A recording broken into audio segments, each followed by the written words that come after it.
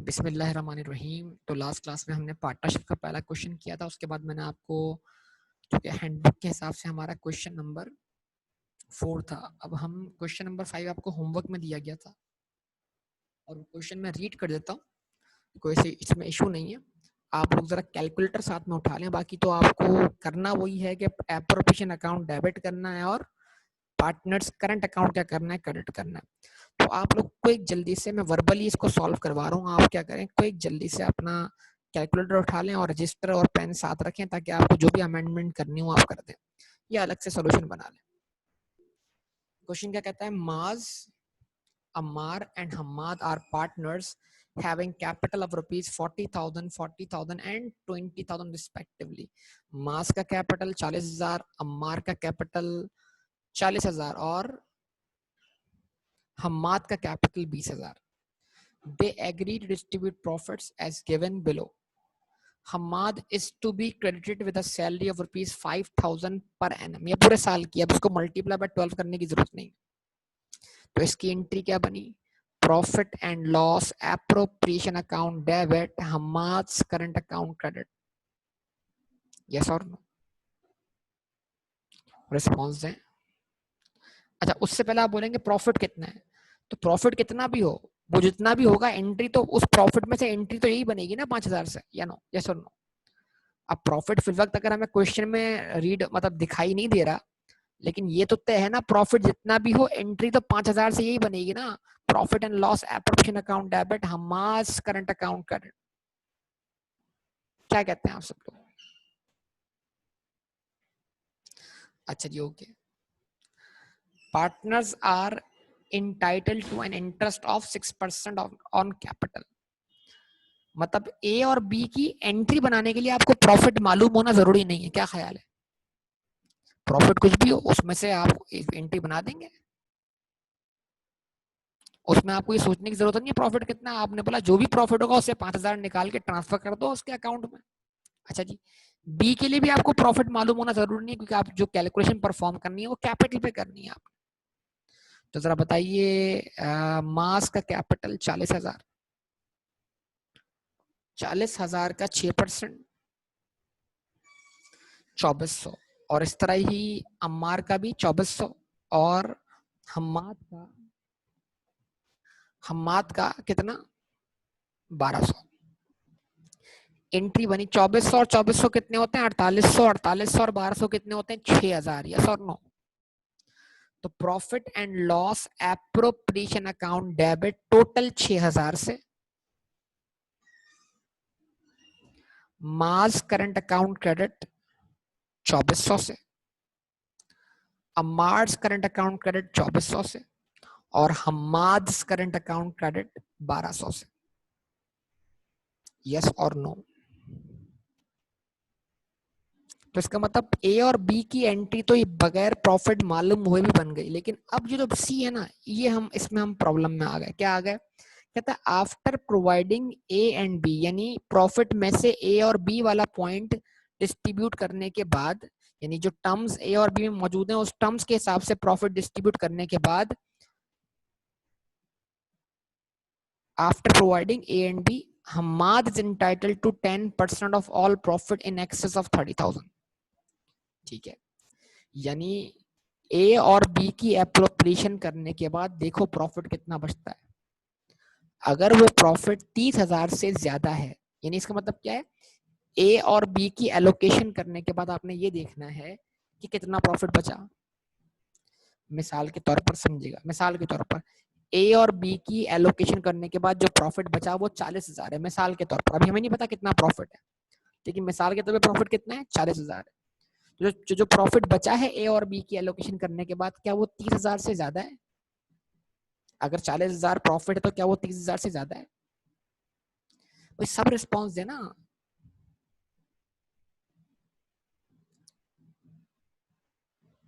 जवाब दें आप सब लोग। भाई ऐसे समझें कि टोटल, अभी मैंने क्वेश्चन पूरा रीड नहीं किया, मैं अपनी तरफ से एक बात अज्यूम कर रहा हूं। फर्ज करें टोटल प्रॉफिट 51,000 था, फर्ज कर लें टोटल प्रॉफिट 51,000 था। 51 में से 5,000 मिले किसको, हम्माद को, सैलरी के नाम से, और 6,000 बढ़ गए तीनों पार्टनर्स के दरमियान इंटरेस्ट ऑन कैपिटल के नाम से, और 5 और 6 कितने होते हैं 11,000। अब 51 में से 11,000 की एलोकेशन कर दो, ये पॉइंट और बी की एलोकेशन हो गई। अब बचे कितने 40,000। तो ए और बी की एलोकेशन करने के बाद देखना है जो प्रॉफिट है वो कितना है, कितना है 40,000 है। फिर अब क्या देखना है जो प्रॉफिट है क्या वो 30,000 से ज्यादा है,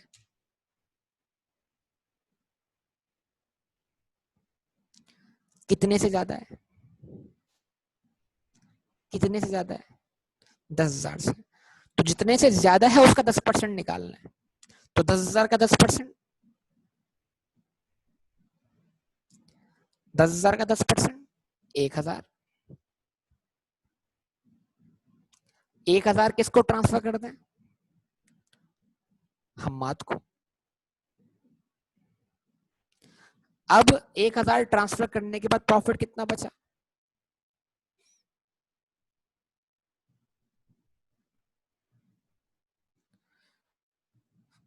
अब 1,000 ट्रांसफर करने के बाद प्रॉफिट कितना बचा, 9 कैसे बचा, 40 था ना। 40 में देखा था कि एक्सेस कितना था 30 से 10,000, डिस्ट्रीब्यूट तो 1,000 किया ना, टोटल तो आपके पास 39,000 बचा ना।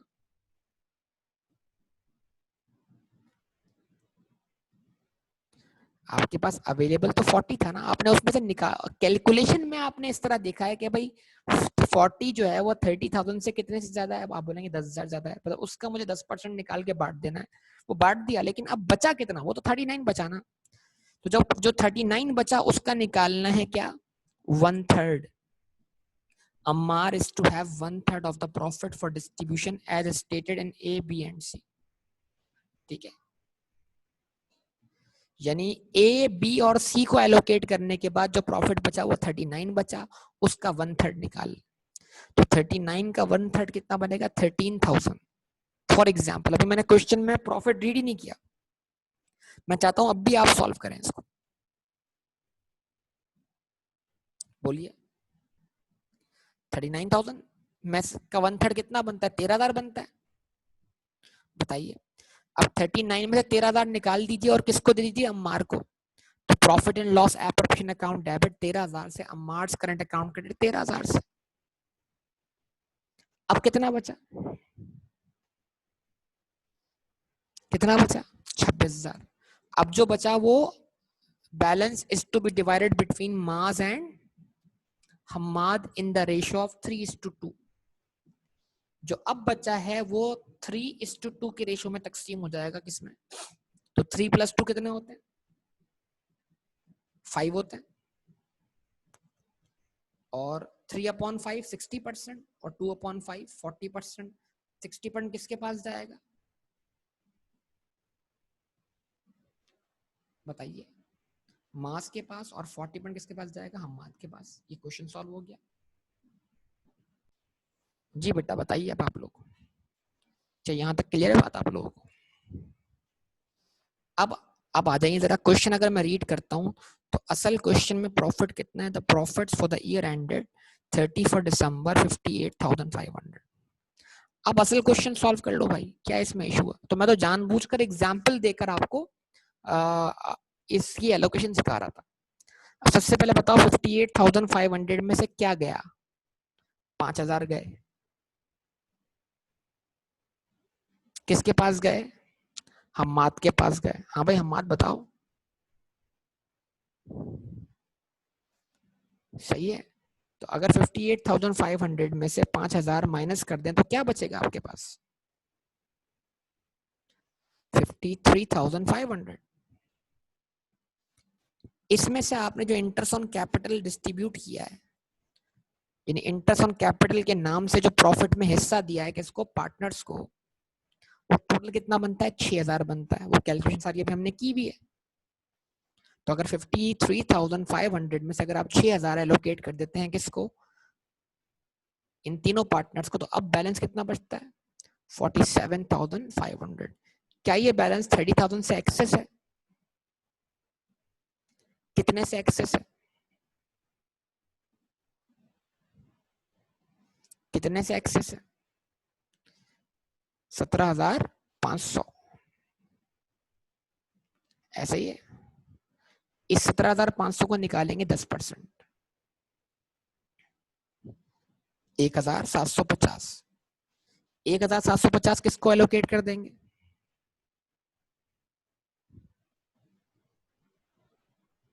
हम्माद को। हाँ भाई, हम्माद पहुंच गए बेटा 1,750। 47,500 में से अब अगर आप 1,750 माइनस कर दे तो बताइए बैलेंस कितना बचता है? 45,750। इसका निकलेगा 1/3, इसका निकलेगा 1/3, जो कि 15,250 के बराबर होगा। ये किसके पास जाएगा? अम्मार के पास जाएगा।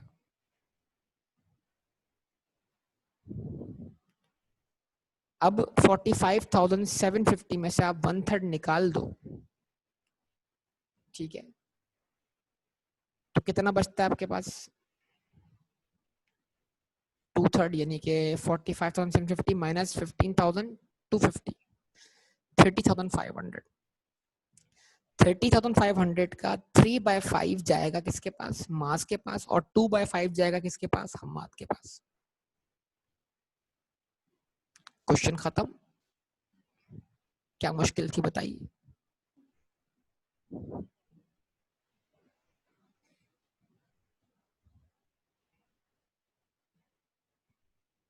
हाँ जी बोले। बैठे बैठे क्वेश्चन वर्बली सॉल्व हो गया। अब आप भी बताइए, आपको एंट्री बनाना आती है?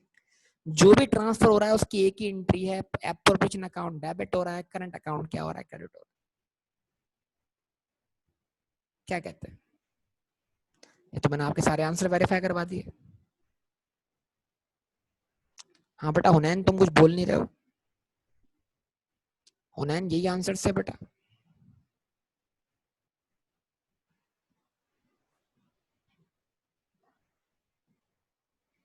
ठीक है ना?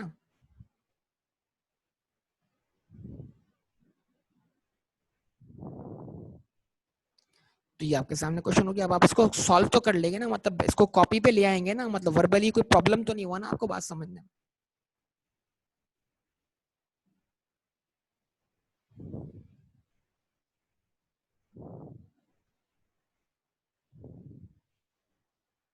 बताइए बेटा।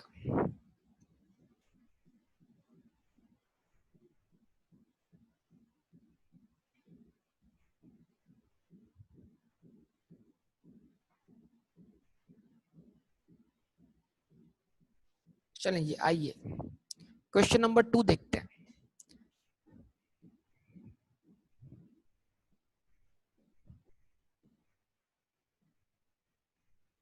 स्टार्ट करें क्वेश्चन नंबर 2। तो एक पार्टनरशिप फर्म का जो ट्रायल बैलेंस होगा वो किस तरह बना हुआ होगा? ठीक है, अगर उसके फाइनल अकाउंट्स एग्जामिनर ने बनवाने, कहता है Salman and Waqar are in partnership. Salman और वकार दोनों पार्टनर्स हैं। The following balances were extracted from the books of partnership on 31st October 1995. Capital account Salman का 20,000, वकार का 14,000। करंट अकाउंट सलमान का कितना है? कि करंट अकाउंट का ओपनिंग बैलेंस दिया हुआ है। वकार का कितना है? 100। ड्राइंग्स सलमान की कितनी है? 14,000। वकार की कितनी है? 12,000। इस तरह ट्रायल बैलेंस ड्राइंग शो करता है, लेकिन स्टिल उसको कैपिटल से माइनस करना क्या होता है? बाकी होता है। इस तरह ये भी ट्रायल बैलेंस ड्राइंग शो कर रहा है। और जब आप अपना करंट अकाउंट बना लेंगे तो करंट अकाउंट बनाने के बाद इसको आप क्या कर देंगे? ड्राइंग्स के तौर पे लेस कर देंगे करंट अकाउंट से।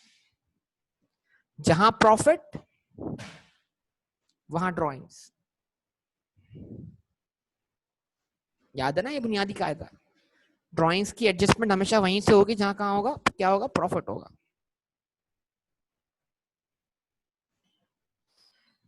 ठीक है ना? अच्छा जी। स्टॉक एट 1 नवंबर 1994, ये ओपनिंग स्टॉक है कितना? 15,500। परचेजेस दिख रहा है, तो ये पार्टनरशिप हम कौन सा इन्वेंटरी सिस्टम फॉलो कर रही है? परपेचुअल या पीरियोडिक? पीरियोडिक। जबरदस्त। 136,400. Sales 190,000. Sales return 2,000. Rent and insurance 5,400. Selling expenses 8,800. General expenses 9,000. Provision for doubtful debts कितना है 900. Equipments and fittings कितनी है 11,000 है. Debtors 16,400 है. Creditors 12,500 है. ठीक है जी. और कैश एट बैंक कितना है 7,600. अब इसमें से जो डेबिट बैलेंस है उसको अगर आप डेबिट साइड पे रख दें और जो क्रेडिट बैलेंस है उसको क्रेडिट साइड पे रख दें, ये ट्रायल बैलेंस क्या होना चाहिए, वैसे बैलेंस होना चाहिए. अगर ट्रायल बैलेंस नहीं होगा तो फिर आपकी statement of financial position balance नहीं होगी. इस बात को आप मद्देनजर रखें.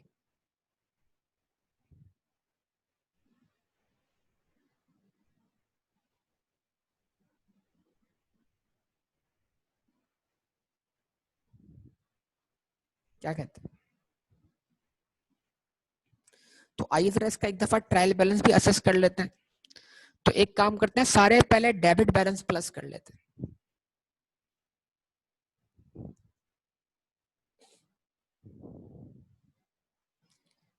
क्या कैपिटल का बैलेंस डेबिट बैलेंस है? क्या कैपिटल का बैलेंस डेबिट बैलेंस है? नो. कैपिटल का बैलेंस क्या होना चाहिए, क्रेडिट बैलेंस होना चाहिए. करंट अकाउंट का बैलेंस डेबिट बैलेंस है?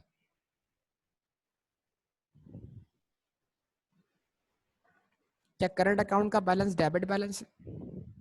नो. करंट अकाउंट का बैलेंस भी क्रेडिट बैलेंस है. क्या ड्राइंग्स का बैलेंस डेबिट बैलेंस है? यस. तो आप क्या करें, अपने कैलकुलेटर पे लिखें 14. ठीक है, जीरो जरूरत से ज्यादा लगे हुए, जिंदगी से जीरो निकाल दें ये वाले सारे. और जीरो, जब जितने जीरो टाइप करेंगे उतना पेपर में टाइम ज्यादा लगने वाला है. ठीक है ना. 14, सिर्फ 14 टाइप करें कैलकुलेटर पर. टाइप किया 14 आप लोगों ने. 14 प्लस 12 कितना हो जाएगा आपके पास, ये 26. अभी इक्वल टू प्रेस मत कीजिएगा, मैं समझ वैसे बोल रहा हूँ. 14 प्लस 12 बस. अच्छा जी. स्टॉक कितना है? ओपनिंग स्टॉक का बैलेंस डेबिट बैलेंस है 15,500. इसको लिखेंगे 15.5. गुड. परचेजेस का बैलेंस डेबिट बैलेंस कितने से 136.4. रिस्पॉन्स. सेल्स का बैलेंस क्रेडिट बैलेंस है, उसको भी मत लिखिएगा. सेल्स रिटर्न का बैलेंस कितना है 2,000 है, तो इसलिए डेबिट बैलेंस है क्योंकि सेल का अपोजिट है, तो 2 प्लस कर दें. रेंट इंश्योरेंस एक्सपेंस है 5.4. Selling expense 8.8. General expenses 9. Provision जो है वो कॉन्ट्रैक्ट क्रेडिट बैलेंस है. Equipments and fittings 11. Debtors 16.4. Creditors credit balance है. Cash at bank 7.6. ये सम कर देंगे तो आपको डेबिट बैलेंस मिल जाएगा. टोटल ऑफ डेबिट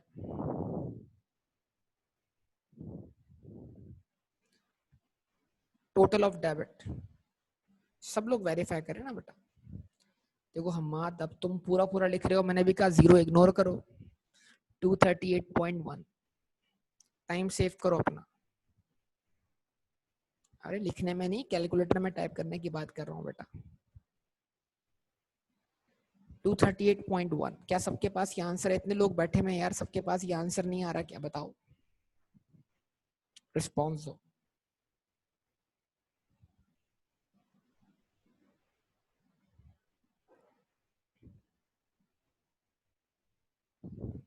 अच्छा, अब क्रेडिट साइड का बैलेंस भी यही आना चाहिए, जब तो ट्रायल बैलेंस होगा ना बेटा. क्या कहते हो आप लोग? जब क्रेडिट साइड का बैलेंस ये होगा जब तो ट्रायल बैलेंस होगा ना.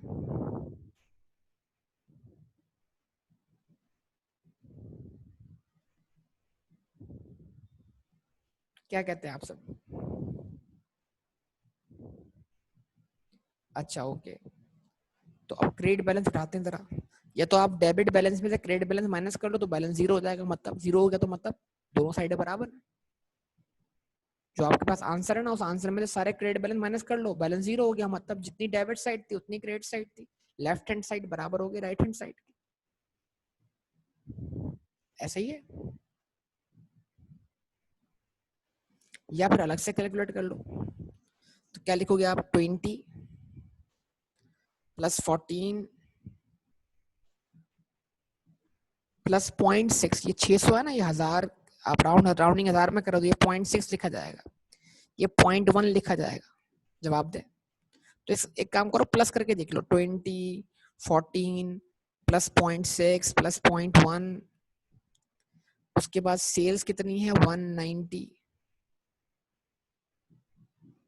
उसके बाद रिटर्न था, रेंट इंश्योरेंस था, सेलिंग एक्सपेंस था, जनरल एक्सपेंस था, उसके बाद प्रोविजन फॉर डाउटफुल डेट 0.9, इसको ऐड करो। फिर फर्नीचर फिटिंग्स था, इक्विपमेंट फिटिंग था, डेबिट बैलेंस है, डेटर था, क्रेडिटर था, तो फिर प्लस कर दें 12.5, बस ये सम हो जाएगा। देख लें कि सम वही आ रहा है।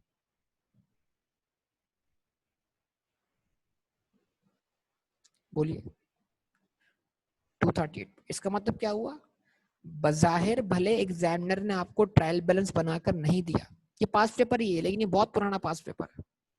इस किताब में जितने भी क्वेश्चन है ये सारे पास पेपर है, लेकिन ये बहुत जरूरत से ज्यादा पुराना पास पेपर है। इसकी डेट आप देख के अंदाजा हो जाएगा, ये 1995 में क्वेश्चन आया होगा आई कैप में।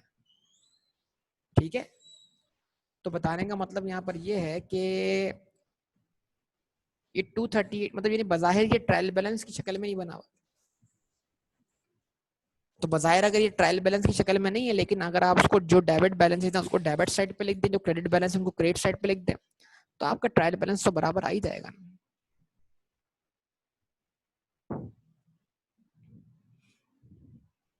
क्या कहते हैं?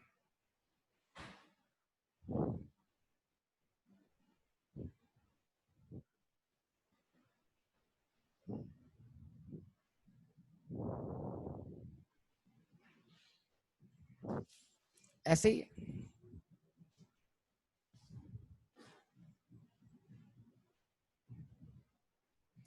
तो उसूली तौर पर जो है वो जो बैलेंसेस हैं वो जो भी दिए उनके जरिए ट्रायल बैलेंस होना चाहिए आपके पास। अच्छा, अब हम इसको लेके चलते हैं आगे। तो अब आप मुझे बताइए, देखें पिछले क्वेश्चन में प्रॉफिट कैलकुलेट करके दिया गया था, इस क्वेश्चन में प्रॉफिट कैलकुलेट करना है,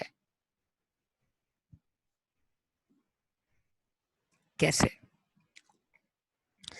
स्टेटमेंट ऑफ कॉम्प्रिहेंसिव इनकम बनाकर। अब अदर इंफॉर्मेशन में दो बातें लिखी होंगी, एक एडजस्टमेंट ताकि एसोसिएट बन जाए, और दूसरा पार्टनरशिप एग्रीमेंट के एसोसिएट बनने के बाद जो प्रॉफिट आएगा वो कैसे तकसीम करना है। यस और नो बताइए, क्या कहते हैं आप सब लोग? तो आइए अब देखते हैं एडिशनल इंफॉर्मेशन क्या लिखी हुई आ रही है हमारे पास। तो नंबर 1 क्या लिखा हुआ है, stock at 31 October 1995 was valued at 16,900। जो क्लोजिंग स्टॉक वैल्यू किया गया है वो कितना है, 16,300। एंट्री आप जानते हैं, closing stock debit purchases trading account credit. उसके बाद rent and insurance account includes insurance premium for ₹800। Rent और इंश्योरेंस अकाउंट के अंदर इंश्योरेंस प्रीमियम मौजूद है कितने का, 800 का, for the 12 months to 31 January 1996। ठीक है, यानी इंश्योरेंस प्रीमियम कितना है, 800 का है, फॉर द 12 months, 12 महीने के लिए। और वो 12 महीने पूरे कहाँ हो रहे हैं, 31 जनवरी 1996 पर। तो आज हम कहाँ मौजूद हैं, 31 अक्टूबर 1995 पर। अब अक्टूबर के बाद आप काउंट करें नवंबर, दिसंबर और जनवरी, मतलब इस 800 में जो पेमेंट हुई है उसकी 9 मंथ्स की पेमेंट फॉल करती है इस अकाउंटिंग पीरियड में, और 3 मंथ्स की पेमेंट फॉल करती है अगले अकाउंटिंग पीरियड में। तो 3 मंथ्स का बैलेंस क्या हो जाएगा आपके लिए, प्री पेमेंट हो जाएगा। तो एक्सपेंस में से आप क्या करेंगे, 3 मंथ्स का बैलेंस निकालकर उसको प्रीपेड मान लेंगे। यस और नो? अच्छा जी, उसके बाद पॉइंट नंबर सी हमारे सामने है, Bad debts of rupees 400 are to be written off. Bad debt right of करने हैं कितने से 400 से एंट्री बना दें बैड डेट डेबिट 400 से डेटर अकाउंट क्रेडिट उसके बनने के बाद जो बैलेंस बचेगा डेटर का the provision for doubtful debts is to be adjusted to 5% of the outstanding debtors balance at 31st October 1995 तो प्रोविजन फॉर डाउटफुल डेट के बैलेंस को एडजस्ट करना है कितने परसेंट पर 5% पर यानी जो भी डेटर का बैलेंस आएगा उसका निकालेंगे 5% और उसमें से मैच करेंगे ओपनिंग बैलेंस तो जो डिफरेंस होगा वो इंक्रीज या डिक्रीजिंग प्रोविजन बनेगा उससे हम क्या पास कर देंगे एंट्री यस और नो अच्छा जी equipment and fittings are to be debited by 10% equipment और फिटिंग को कितने से डेबिट करना है 10% से करना है The bank statement was received on 3rd November 1995 bank statement मिली है कब 3 नवंबर को It included an entry of rupees 200 bank charges. This matter has not been dealt with in the partnership book. तो बैंक ने आपके अकाउंट से 200 के charges minus कर लिए हैं लेकिन आपको इस बात की खबर कब लगी है जब आपने बैंक स्टेटमेंट रिसीव किया तो इट मींस ये 200 रुपए की एंट्री आपने अपने पास नहीं की तो ये 200 रुपए क्या आपके लिए एडजस्टिंग इवेंट है आप क्या करेंगे इसकी एंट्री पास करेंगे यस और नो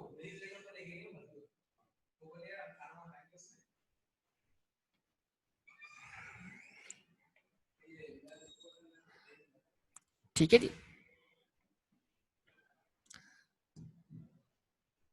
एडजस्टिंग इवेंट है तो इसकी एंट्री जाहिर सी बात है ये वो ट्रांजैक्शन है जो बैंक स्टेटमेंट में रिकॉर्डेड है लेकिन कैश बुक में रिकॉर्डेड नहीं है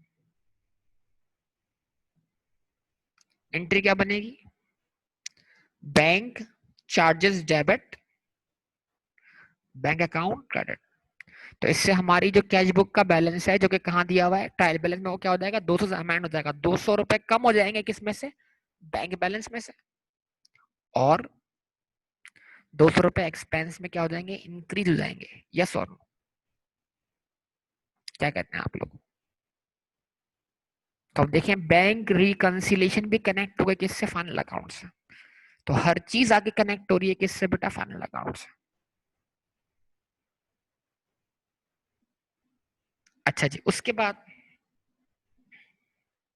the partnership agreement provides that interest is to be allowed on partners fixed capital at the rate of 10% per annum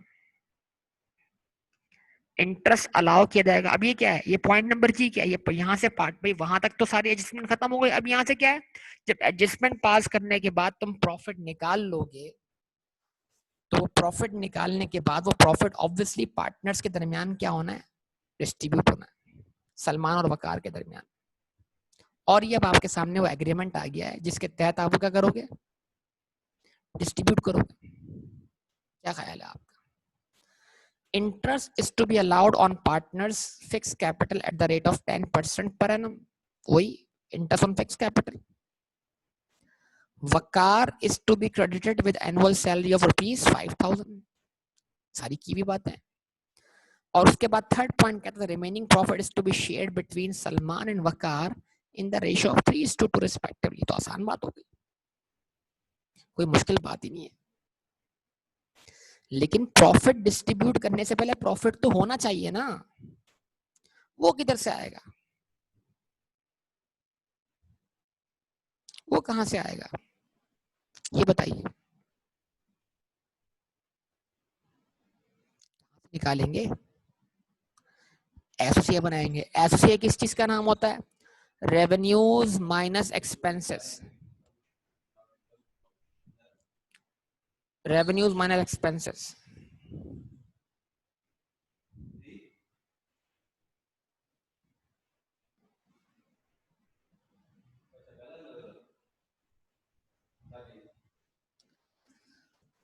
तो रेवेन्यूज माइनस एक्सपेंसेस जो हैं वो करने के बाद आपको नेट प्रॉफिट मिल जाना है बेटा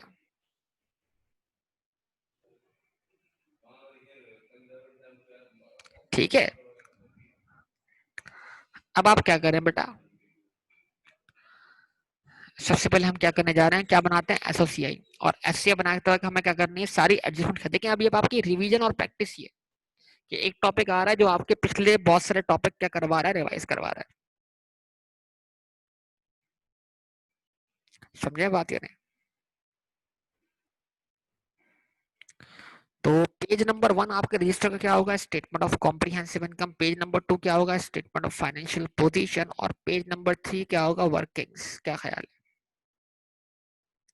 अब हेडिंग एक बंदे के नाम की लगेगी ना, बिजनेस दो दो बंदों के नाम का है।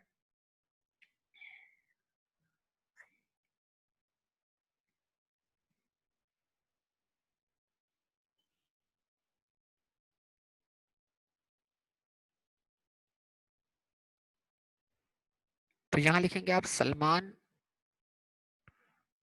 एंड वकार, यही बिजनेस का नाम होगा अगर कोई और नाम नहीं दिया गया। आपकी जो मेजोरिटी सीए फर्म्स होती हैं वो भी पार्टनरशिप में होती हैं, तो उसमें जितने भी पार्टनर्स होते हैं ख्वाहिश उनकी ये होती है सबका नाम फर्म में आ जाए। ठीक है। एक फर्म का नाम है रियाज अहमद साकिब गौहर। अब ये रियाज अलग है, अहमद अलग है, साकिब अलग है, गौहर अलग है।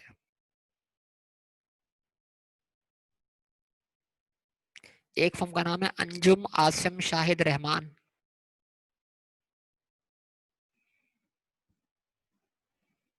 चले 12। ये तो आपके लिए कबल की वक्त बातें हो गई, ये तो आपको पता लग जाएगा वक्त के साथ फर्म्स के कौन कौन से नाम है। अच्छा, ये इनके लोकल नेम है, फिर इनके इंग्लिश नेम अलग होता है। जो इनकी इंटरनेशनल, जैसे पाकिस्तान में फर्गसन है, उसकी इंटरनेशनल एसोसिएशन जो है वो क्या है, केपीएमजी से, पीडब्ल्यूसी से। और तासीर हादी एंड कंपनी है, उसकी जो इंटरनेशनल एसोसिएशन है वो किसके साथ है, केपीएमजी के साथ है। तो हर फर्म का एक लोकल नेम है, फिर हर फर्म का एक इंटरनेशनल नेम भी है। पता है आपको इस बात का?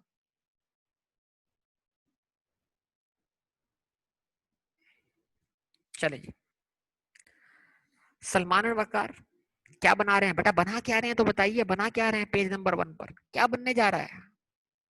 एसोसिएशन। शुक्र है यार बता दिया, मैं तो समझा शायद भूल गया क्या बना रहे हैं। Statement of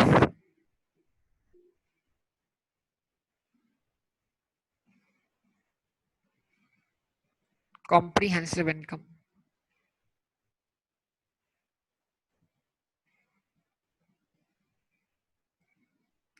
for the year ended 31 अक्टूबर। अब इतने पुराने जमाने की आप बना रहे हैं फाइनेंशियल स्टेटमेंट, 1995। ठीक है जी।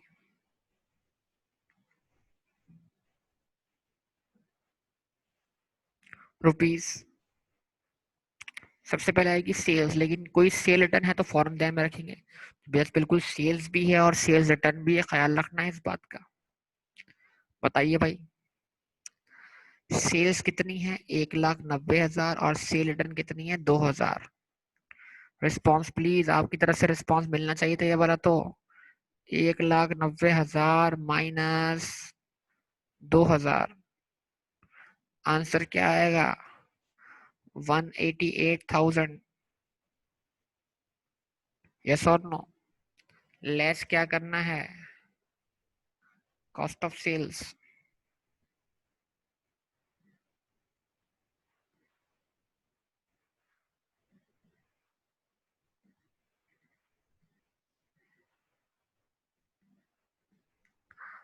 सबसे पहले क्या आना है, ओपनिंग स्टॉक।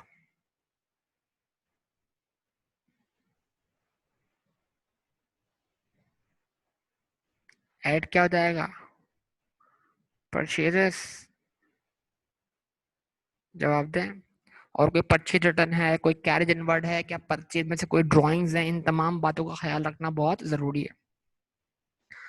तो बेटा ओपनिंग स्टॉक की वैल्यू कितनी है, 15,500। सही है। और परचेज कितना है, 136,400। लेकिन कोई परचेज रिटर्न क्वेश्चन में नहीं है मेरे ख्याल से। क्या कोई परचेज रिटर्न है क्वेश्चन में, बताइए आप लोग मुझे। नो, क्वेश्चन में कोई परचेज रिटर्न नहीं, तो इसका मतलब क्या है, डायरेक्टली आप उसको ऐड कर दें। तो ओपनिंग स्टॉक की वैल्यू क्या थी, 15,500,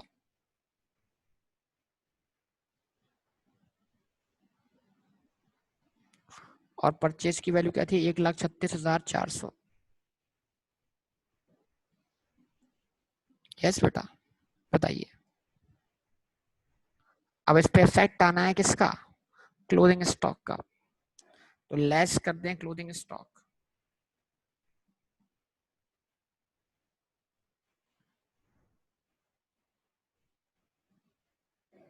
कितने से, 16,300।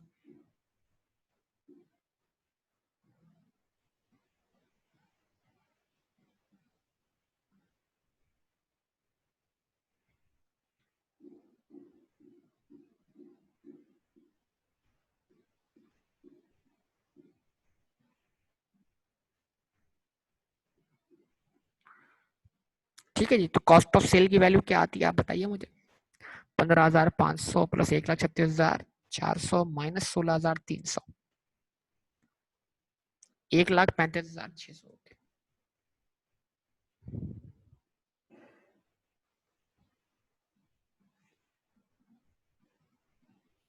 हाँ जी, उसके बाद क्या आएगा, ग्रॉस प्रॉफिट।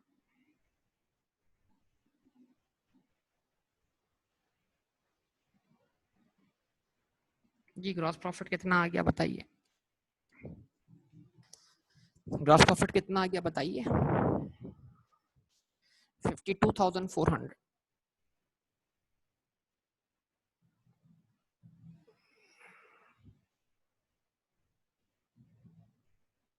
ठीक है जी, क्या इसमें कोई अदर इनकम दी हुई है जो हम ऐड करें, कोई डिस्काउंट रिसीव्ड है, कोई गेन ऑन डिस्पोजल है, कोई कमीशन इनकम है, कोई इंटरेस्ट इनकम है, ऐसा कुछ है क्वेश्चन में, ठीक है। अगर नहीं भी हो तो अपने आप की ब्रेनस्टॉर्मिंग करें कि हाँ ये चीजें यहाँ आ सकती हैं, तो फिर खुद ब खुद आपको एग्जामिनेशन में याद आएगा मैंने कोई ऐसी चीज पढ़ी तो है यार, या मैंने ऐसी कोई चीज पढ़ी ही नहीं है पूरे क्वेश्चन में कहीं भी। ठीक है, इसका मतलब अब क्या करें, लेस कर दें एक्सपेंसेस,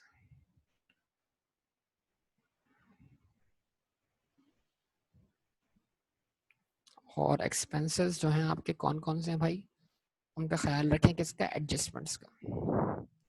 तो आपके एक्सपेंसेस शुरू कहाँ से होते हैं, रेट्स एंड इंश्योरेंस, इस पे डॉट लगाना चाहिए था हमें, मतलब ये नहीं कि इस पे हमारे पास एडजस्टमेंट है प्रीपेमेंट की। सेलिंग एक्सपेंस के बारे में हमने कोई एडजस्टमेंट नहीं पड़ी है, जनरल एक्सपेंस के बारे में भी कोई एडजस्टमेंट नहीं पड़ी है। तो चलिए पहले इन तीन एडजस्टमेंट को निपटाते हैं, रेंट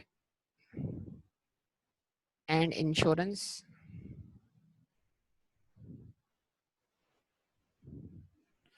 उसके बाद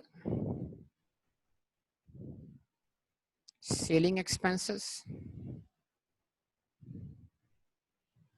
उसके बाद जनरल एक्सपेंसेस। अच्छा जी, रेंट एंड इंश्योरेंस कितना है एज पर ट्रायल बैलेंस, 5,400। तो हमने लिखा यहाँ पर 5,400, हमने कहा इसमें पेमेंट हुई हुई है एडवांस में 800 की, जिसमें से सिर्फ थ्री मंथ्स का बैलेंस जो है प्रीपेड है, बाकी सारा एक्सपायर्ड है, वो इसी महीने दो, और जो एक्सपायर नहीं हुआ उसको कंसीडर कर लो।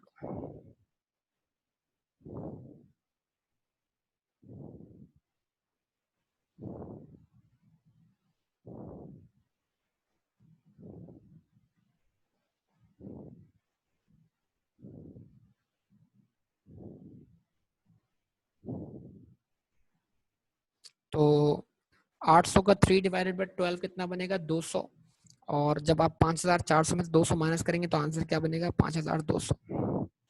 ऐसा ही है बेटा, सब लोग बताइए। अच्छा, उसके बाद आपका सेलिंग एक्सपेंस कितना है, 8,800, सेलिंग एक्सपेंस आ गया 8,800, जनरल एक्सपेंस कितना आ गया, 9,000 आ गया।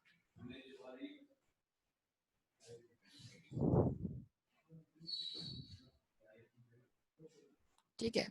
अच्छा, उसके बाद कोई और आपको एक्सपेंस दिखाई नहीं दे रहा। एक एक्सपेंस है जो एडजस्टमेंट की वजह से आ रहा था, वो था बैंक चार्जेस, अगर आपको याद हो। ठीक है, एडजस्टमेंट इसको मत भूलिएगा आप लोग। बैड डेट्स भी लाते हैं, फिर डेप्शन भी लाते हैं। ठीक है, तो सबसे पहले हम बैंक चार्जेस के ऊपर इफेक्ट ले लें। तो बैंक चार्जेस,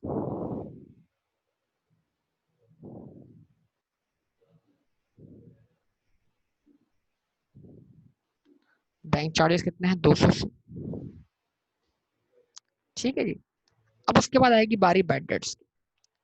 अब आप सब जानते हैं बैड डेट्स में जब बैड डेट रिटर्न ऑफ भी हो और आपको क्या कहते हैं प्रोविजन भी क्रिएट करना हो, तो बड़ा सिंपल सा वे है आपके पास। क्या आप एक क्या क्या कर लें, वन अकाउंट ही बना लें, ताकि आपकी वन अकाउंट की बार बार क्या हो जाए, प्रैक्टिस हो जाए। क्या कहेंगे आप लोग? तो मैं गया पेज नंबर 3 पर और मैंने पेज नंबर 3 पर वर्किंग्स लिखना शुरू कर दी।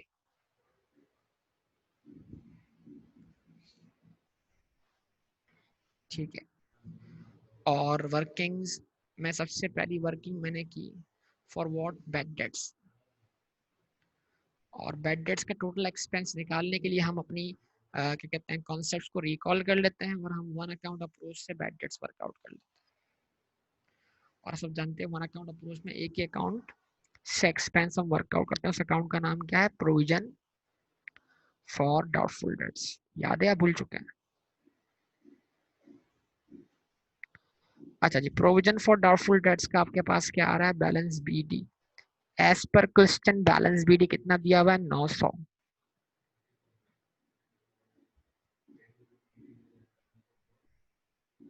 अच्छा जी, ड्यूरिंग अभी हम बतौर एडजस्टमेंट बैड डेट्स कितने से राइट ऑफ करने जा रहे हैं, 400 से। तो वन अकाउंट अप्रोच में बैड डेट राइट ऑफ करने की एंट्री क्या है, बैड डेट की एंट्री नहीं बनेगी ना, बैड डेट नाम अकाउंट को एग्जिस्ट नहीं करता अगर हम वन अकाउंट अप्रोच फॉलो कर रहे हैं। तो एंट्री बनेगी प्रोविजन डेबिट कितने से, 400। और डेटर क्रेडिट कितने से, 400 से। यस और नो? और अगर हम टू अकाउंट अप्रोच फॉलो कर रहे हो तो हम क्या एंट्री पास करते हैं, bad debt debit, debtor credit. भाई ये सारी बातें आपको याद होनी चाहिए, आपको भूलनी नहीं है।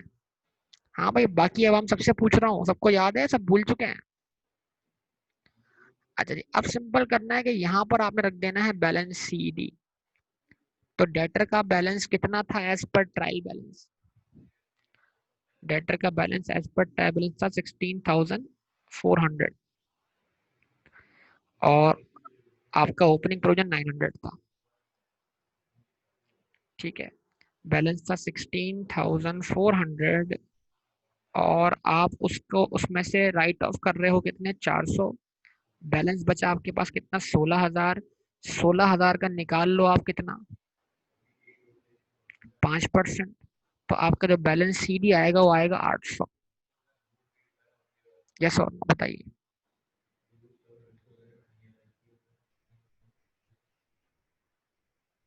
अब बताइए ओपनिंग प्रोविजन कितना है, 800। ओपनिंग ओपनिंग प्रोविजन कितना है, 900। क्लोजिंग रिक्वायर्ड कितना है, 800।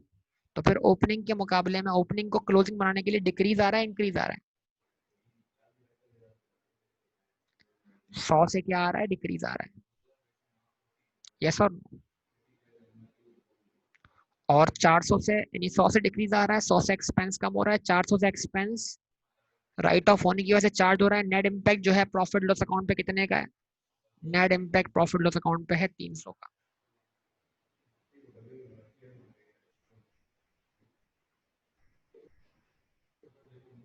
यस और नो? रिस्पॉन्स कर दें भाई, बराए मेहरबानी।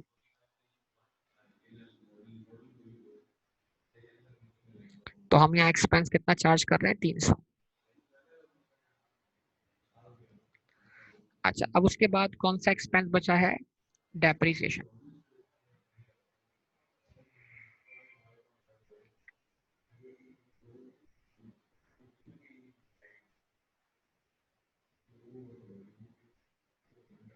अब डेप्रिसिएशन किस पे वर्कआउट करनी है आपने, इक्विपमेंट्स एंड फिटिंग्स पर। कितने परसेंट से, 10%।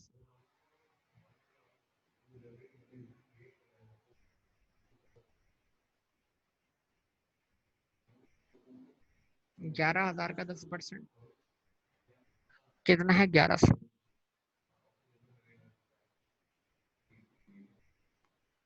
और कोई एक्सपेंस बाकी नहीं है, ठीक है। एक्सपेंसेस का सम कर लें।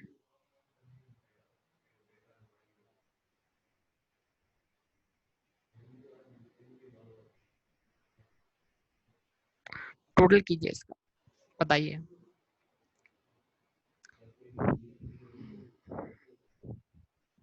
टोटल बोलिए।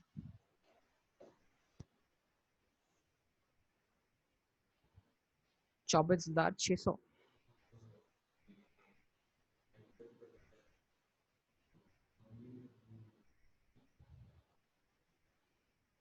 तो फिर नेट प्रॉफिट कितना आता है आपके पास?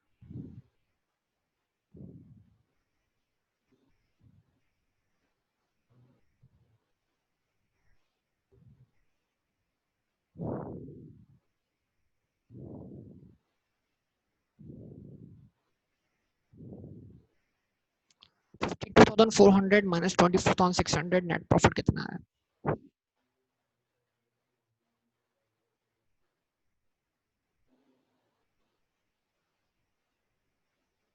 नेट प्रॉफिट कितना आ गया? 27,800। अब ये net profit profit loss account में इसका बैलेंस क्या है? क्रेडिट बैलेंस है, इसको अब ट्रांसफर करना है अपने profit and loss appropriation account में फॉर व्हाट डिस्ट्रीब्यूशन, क्या कहते हैं सब लोग। और क्या बनेगा? Partners current account.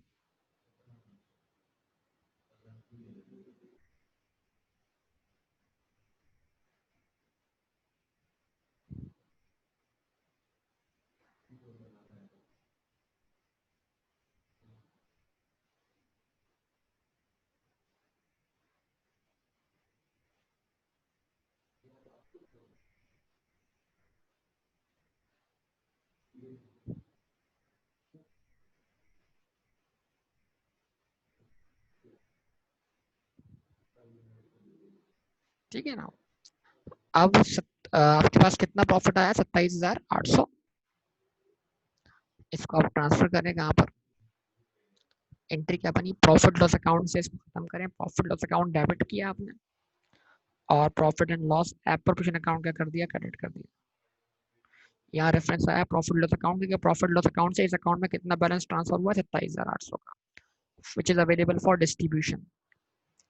अच्छा, उसके बाद वर्किंग नंबर 3 आप देख लें। वर्किंग नंबर 3 अब क्या होगी? पार्टनर्स, यानी जो हमारा पिछले क्वेश्चन में सोल्यूशन था वो फाइनल अकाउंट में हमारी क्या बन गई? वर्किंग बन गई। इस तरह समझ में।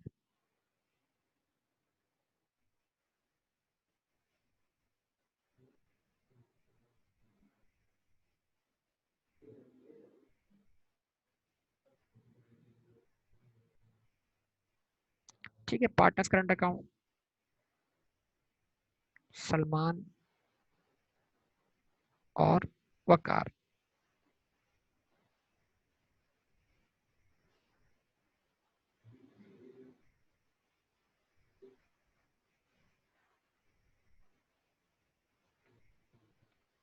बैलेंस बीडी, तो अब जरा एज पर ट्रायल बैलेंस बताइए जरा इनका, क्या बैलेंस दिया हुआ है यहाँ पर?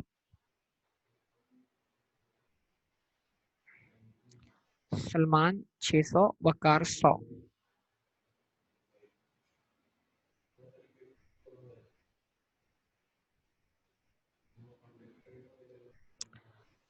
ठीक है जी। अब उसके बाद आप क्या करें?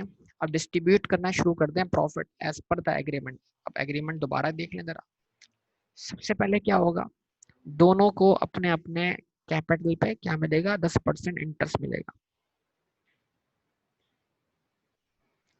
तो 20,000 का 10%, 2,000, 14,000 का 10%, 1,400। यस और नो? बताइए भाई, रिस्पॉन्स दीजिए। तो यहाँ लगाई आपने हेडिंग किस चीज की? Interest on capital.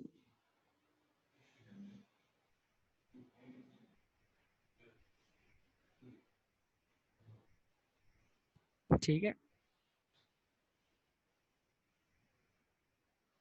Salman and वकार।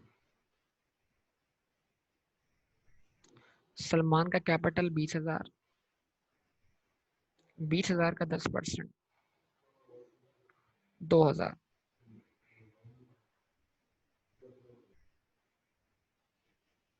14,000 का 10%,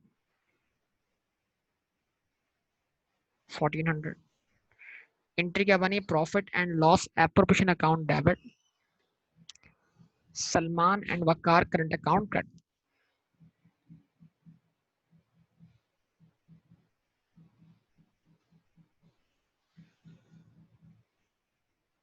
interest on capital,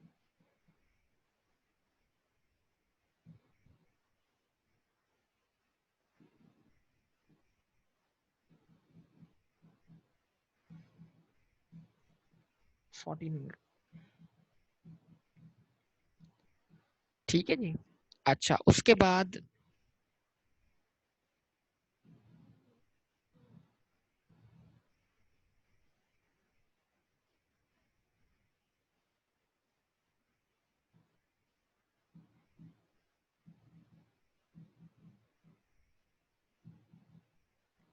Majeed agreement क्या बोलता है बताइए?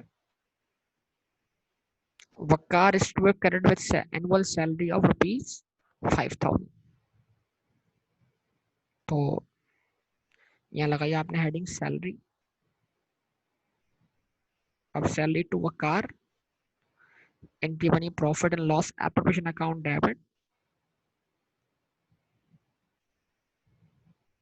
वकार करंट अकाउंट क्रेडिट, 5,000 से। ऐसे ही। अब बचेगा क्या? Remaining profit.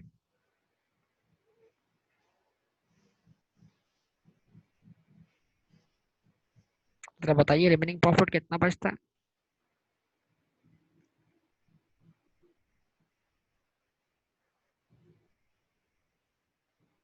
सलमान एंड वकार, 27,800 में से आप 5,000, 6,000, 8,400 माइनस कर, कितना बच रहा है? 19,400। ठीक है जी। तो 19,400 को आप डिस्ट्रीब्यूट करें 3/5, 3 हिस्से किसके?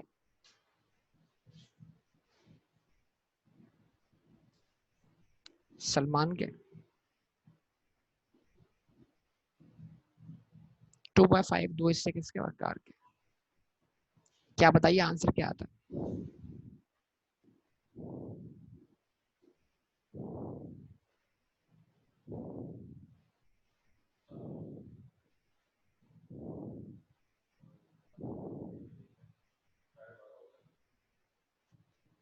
हाँ भाई, 19,400 में से निकालें हिस्सा। ये सलमान का हिस्सा है 11,640,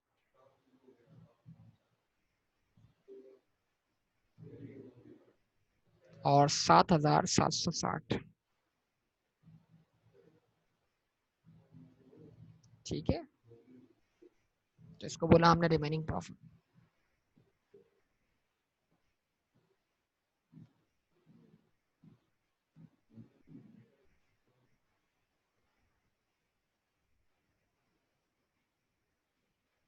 ग्यारह हजार 640, 7,760। ठीक है, इस तरह ये टोटल प्रॉफिट जो है इन दोनों के दरमियान टुकड़ों में, पीसेस में ट्रांसफर हो गया। टोटल ट्रांसफर हो गया प्रॉफिट। इस तरीके से प्रॉफिट ट्रांसफर कंप्लीट हो गया। अब इसमें से जो उन्होंने ड्राइंग्स किए करवा दे, लेस करवा दे। अब कल मैंने समझाने के लिए आपको ये प्रॉफिट का सम करके दिखाया था, अभी बार बार सम करने की जरूरत नहीं। तो ड्राइंग का इफेक्ट नहीं इसके ऊपर। और जो क्लोजिंग करंट अकाउंट का बैलेंस है उसको रख दें स्टेटमेंट ऑफ फाइनेंशियल पोजीशन में। ठीक है, ड्राइंग्स बताइए, ड्राइंग्स कितनी? एक की ड्राइंग कितनी है? 14,000। दूसरी की कितनी है? 12,000।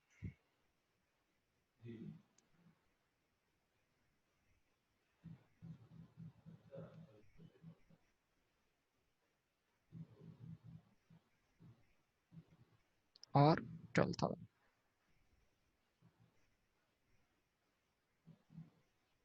तो आप जरा इनके करंट अकाउंट का बैलेंस शीट वर्कआउट कर लीजिएगा।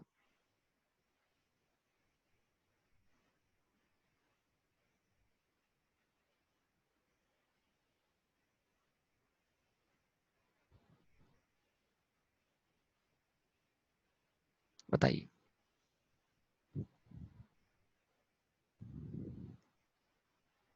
करंट अकाउंट का बैलेंस शीट बताइए।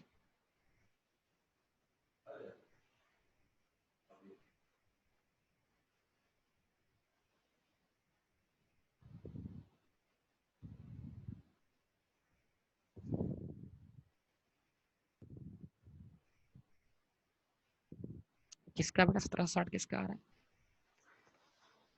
1760 किसका आ रहा है? सलमान का, वकार का? सलमान का कंफर्म।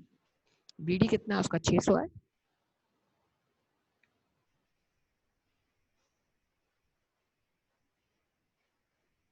240 आ रहा है कंफर्म। हाँ 240 आ रहा है।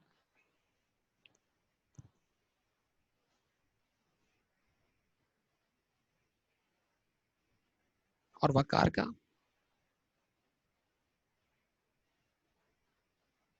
2260। ये बैलेंसेस आ गया क्लोजिंग। इसको रखना है कहाँ पर? Statement of financial position.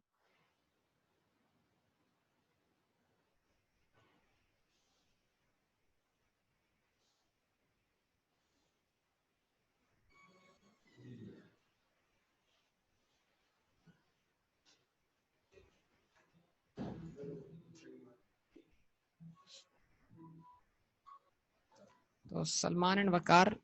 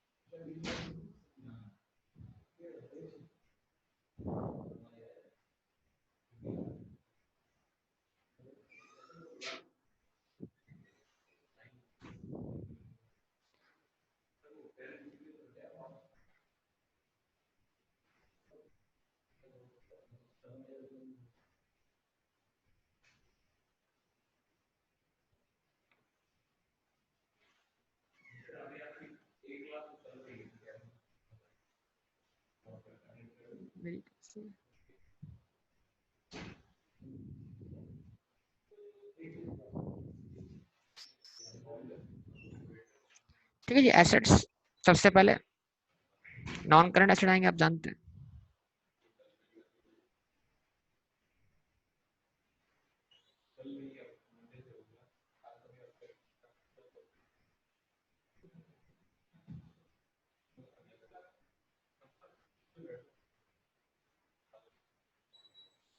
ठीक है जी। Non current assets,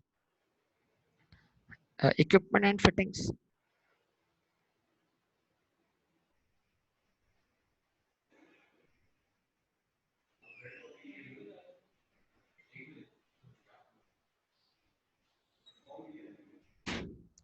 equipment and fittings, equipment कितने हैं आपके पास? 11,000 थे। उस पर आपने चार्ज की डेप्शन 1100 से। क्या बचा बैलेंस आपके पास? 9,900। भाई जवाब दें, आपकी तरफ से जवाब रिस्पॉन्स नहीं मिल रहा मुझे। फिर उसके बाद क्या आएंगे? Current assets. सबसे पहले क्या आना है? क्लोथिंग स्टॉक या इन्वेंट्री? क्या वैल्यू है क्लोथिंग स्टॉक की? जितने से आपने क्या पास किया एडजस्टमेंट? 16,300।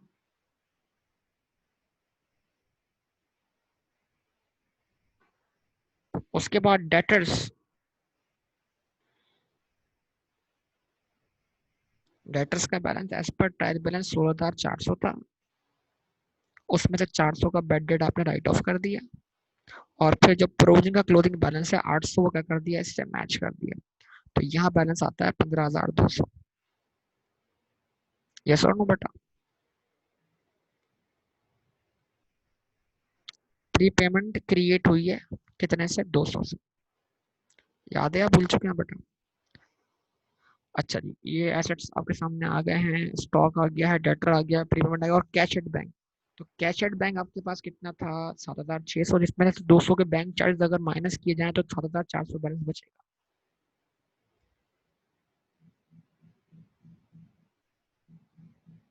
7,600 माइनस 200, कितना आ गया बैलेंस? 7,400। ठीक है,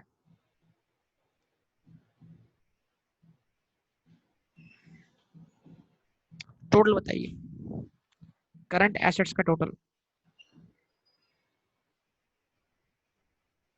करंट एसेट्स का टोटल बताइए।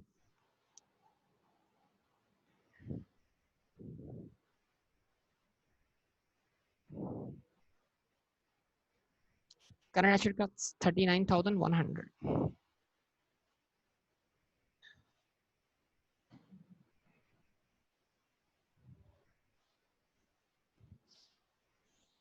और टोटल एसएफपी, टोटल एसेट्स 49,000।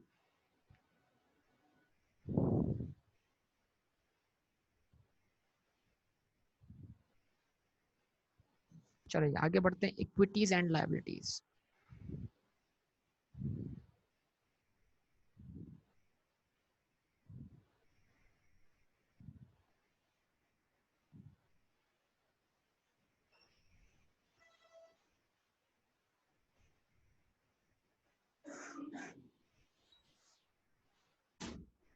तो इक्विटीज एंड लायबिलिटीज का बैलेंस, कैपिटल, अब कैपिटल किसी एक शख्स का नहीं, दो बंदों का है।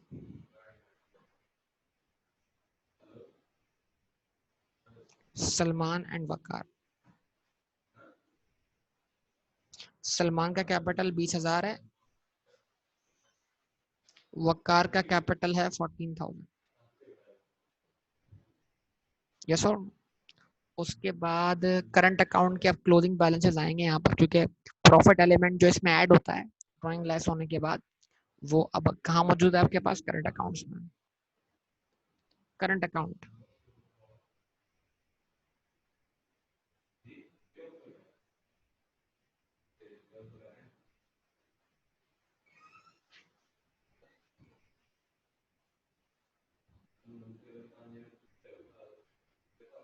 सलमान और वकार।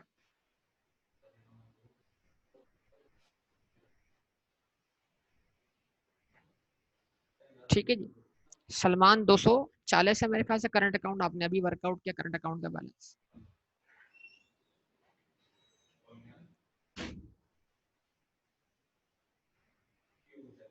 तो सलमान का बैलेंस 240 है, और वकार का बैलेंस 2,260।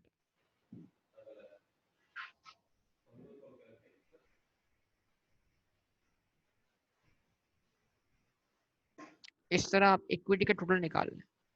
अब क्योंकि आपने बैक पे वर्किंग पे प्रॉफिट ऐड वाला इफेक्ट और ड्राइंग लेस वाला इफेक्ट परफॉर्म कर लिया, फिर आपको ये इफेक्ट बैलेंस शीट में परफॉर्म करते हुए दिखाने की जरूरत नहीं।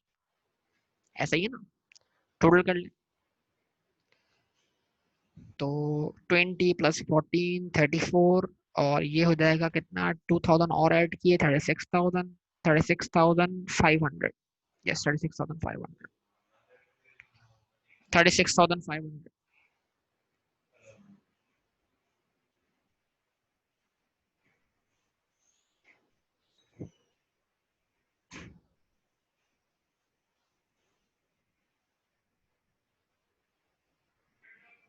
ठीक है, अब उसके बाद क्या है आपके पास? लाइबिलिटीज है, और लाइबिलिटीज में मेरे ख्याल से सिर्फ आपके पास क्या है? क्रेडिटर का बैलेंस है। यस और नो? और वो क्रेडिटर का बैलेंस आपके पास ये रहा कितना? 12,500।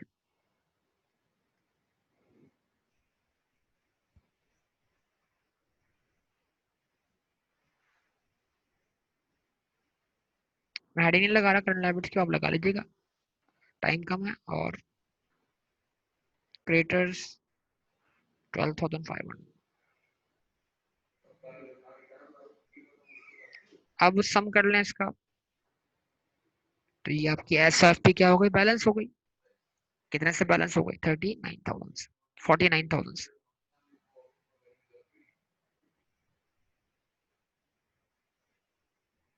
यस और नो। 36,500 में 500 ऐड करें तो कितना होगा, 37,000। 2,000 ऐड करें कितना होगा, 39,000 पे 10,000 ऐड करें तो कितना आ जाएगा, 49,000। चलिए बेटा, अब आपको मैंने फाइनल अकाउंट्स के साथ भी करवा दिया इसको, तो बन गया कनेक्शन सारा का सारा फाइनल अकाउंट के साथ इसका।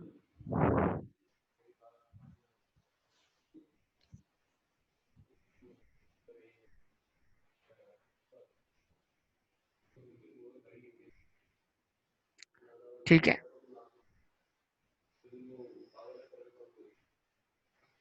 फाइनल अकाउंट पास पेपर स्टिल आप कर सकते हैं, लेकिन लैंग्वेज वाली डिफिकल्टी आप जरूर करें, लेकिन मैं बोलूंगा उसको आप कब करें, अब आप अपने एफसी के एग्जाम के बाद ही करें, जो आखिर के आपके पास 21 दिन होंगे ना, वो 21 दिन आपके लिए बिल्कुल फाइटिंग डेज होंगे।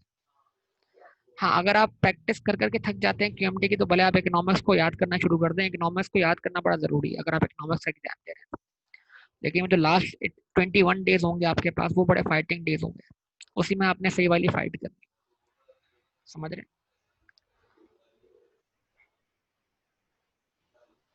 तो उम्मीद करता हूँ बेटा ये आपने तमाम चीजें जो हैं कवर कर ली होंगी। क्या कहते हैं? ठीक है, तो ये आपका एस बन गया। तो यहाँ तक स्टॉप करेंगे, इंशाल्लाह बाकी बातें करेंगे अगली क्लास में। ओके बेटा, अल्लाह हाफिज। और एक और चीज, जो इससे पहले क्वेश्चन नंबर 1 है, अगर आप प्रैक्टिस के लिए चाहें तो कर लें सॉल्व इसका। क्वेश्चन नंबर 1 उसमें भी फाइनल अकाउंट ही दिया हुआ है, ये 2 से पहले क्वेश्चन। ठीक है, क्वेश्चन दिखा दूं मैं आपको वो वाला।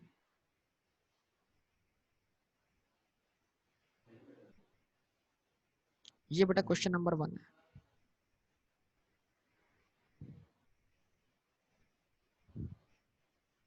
ये क्वेश्चन नंबर 1 है।